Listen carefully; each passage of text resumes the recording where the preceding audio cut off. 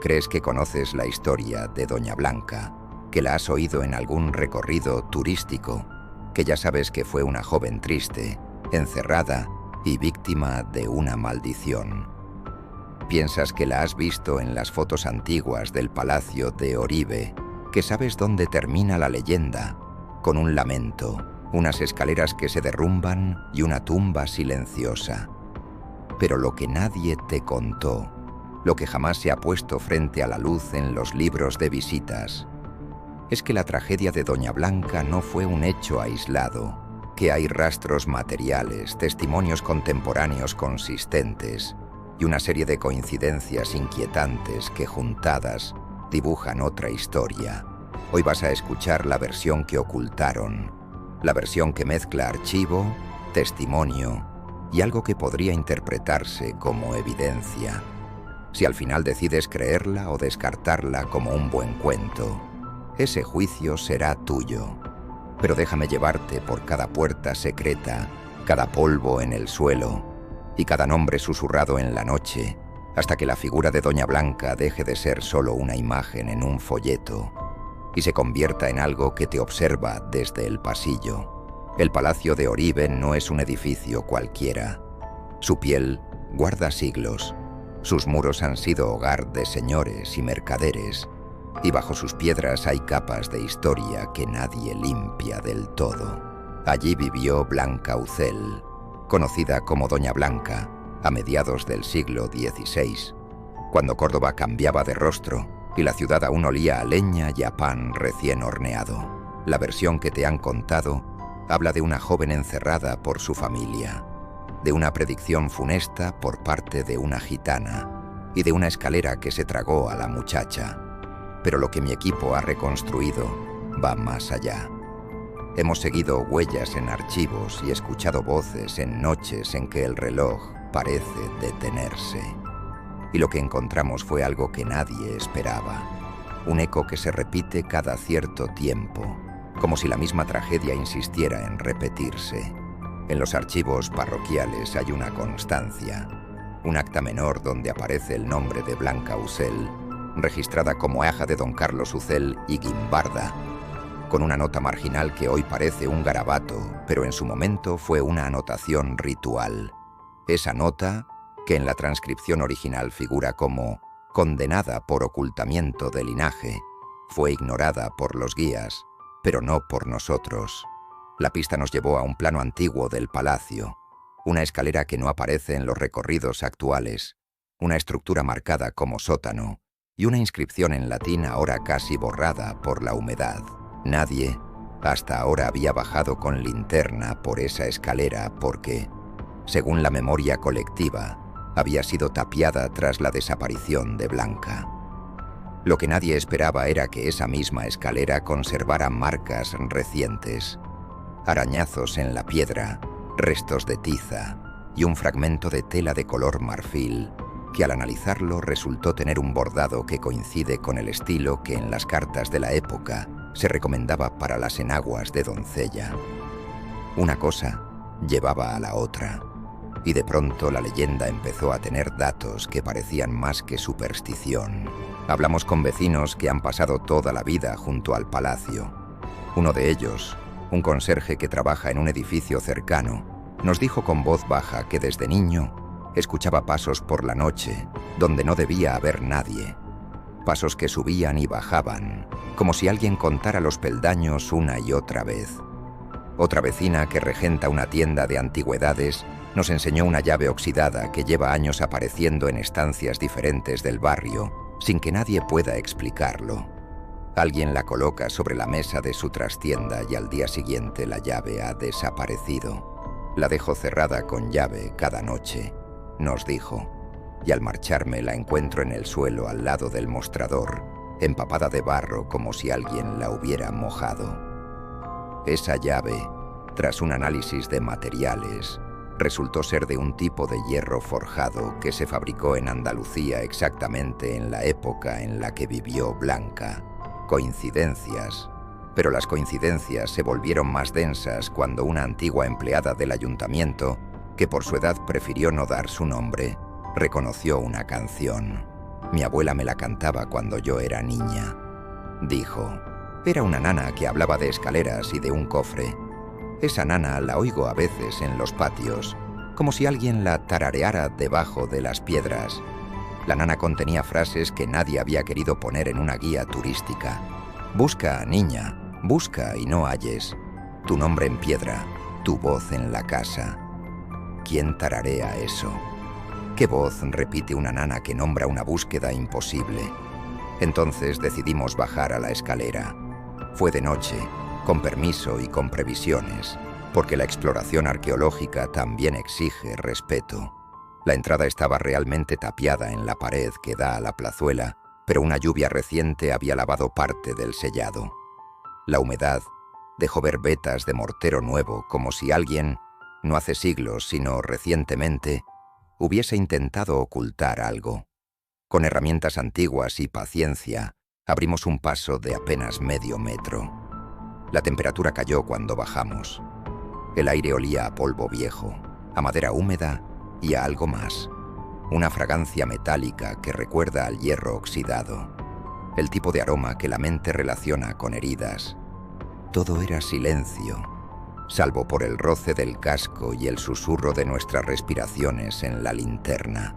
Avanzamos por un corredor bajo tierra y la cámara de mano grabó algo que aún hace que el técnico de sonido se estremezca. Un golpe seco, como si un saco rozara contra la pared. Todos callamos. Nadie habló. Y entonces, 2 metros más adelante, en una pequeña cámara cubierta de tierra, aparecieron restos.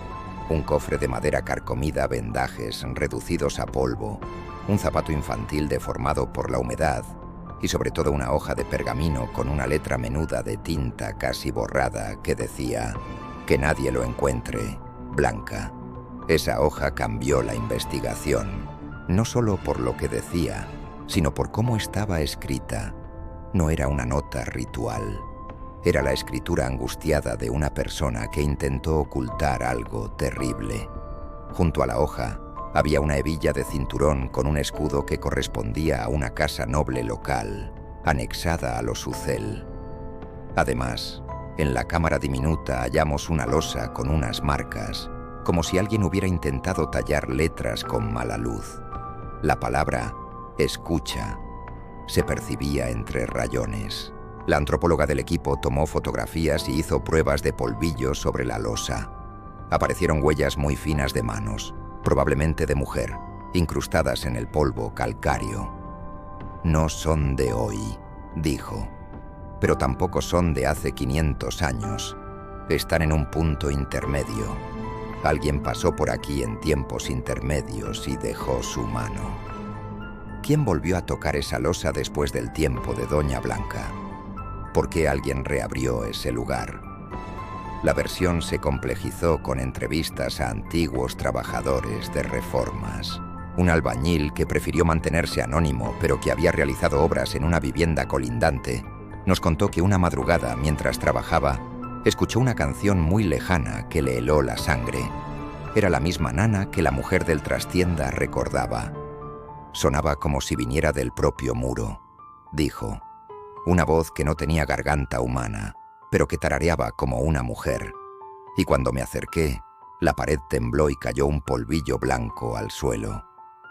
A día de hoy, el albañil se niega a pasar por ese tramo solo y evita mirar hacia la plazuela cuando cae la noche. Sus palabras no son valiosas solo por el miedo que muestran, sino por su consistencia.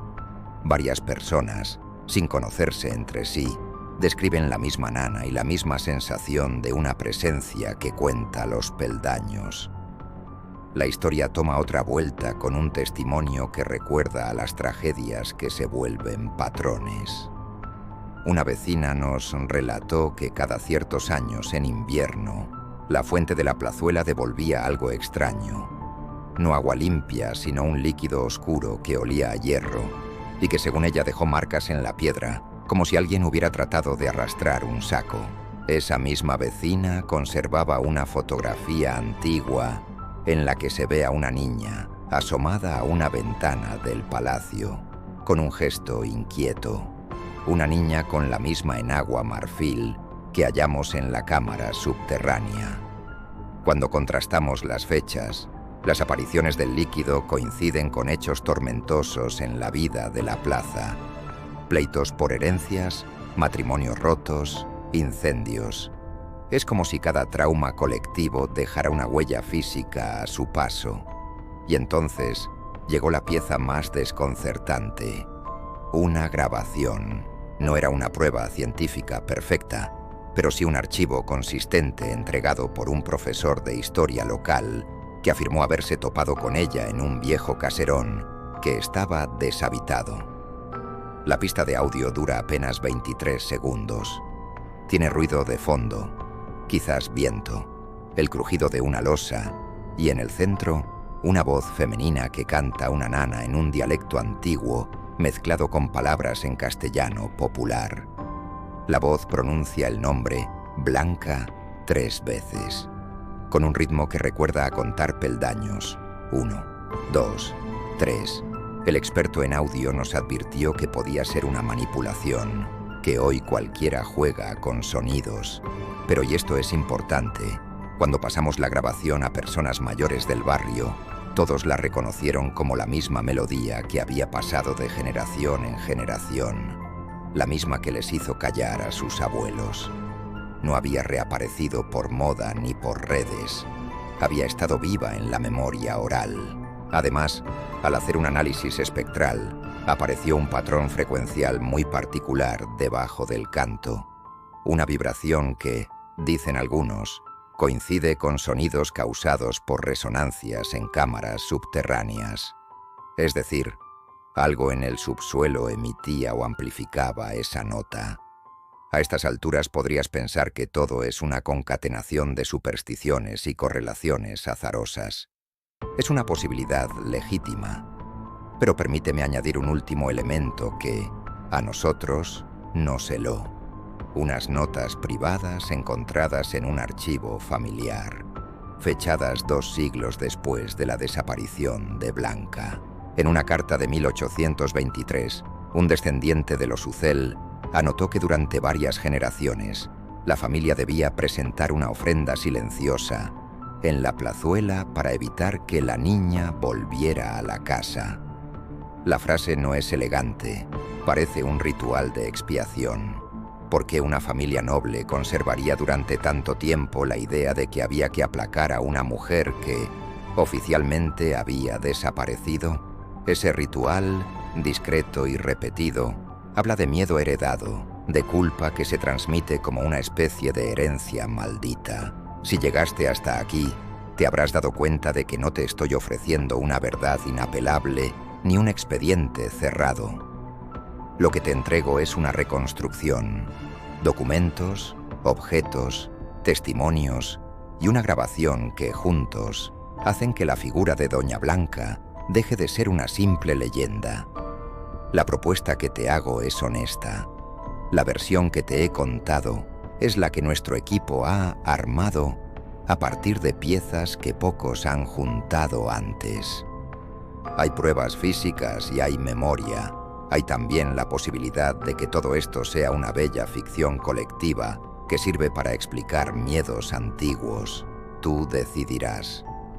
Pero si alguna noche paseas por la plazuela de Oribe y te parece escuchar una nana que mide peldaños, si notas un olor a hierro en el aire y una llovizna que no toca la tierra, recuerda estas palabras.